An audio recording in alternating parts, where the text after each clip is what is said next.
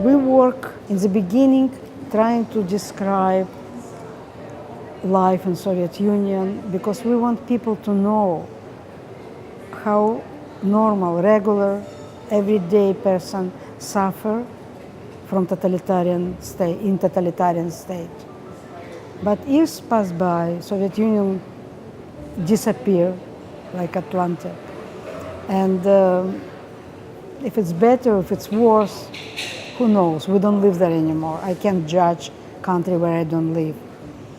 But we start working with fantasies and utopia, how to make the life better, how to increase creativity.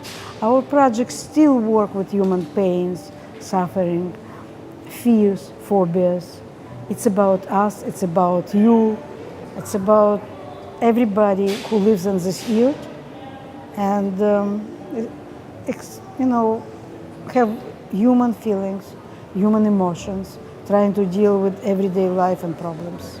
So this exhibition is important because finally we brought, even if it's a form of the models, we brought our dreams and our works and result of this work to this very important museum, and it's a sculpture museum, and in a way models can be considered and looked at like sculptures. As it comes to the fantasy, I always said if you leave Ilya for 15 minutes in a space, he come out with completely done installation. It's like Hitchcock said, I already have it in my mind, I just have to make the film.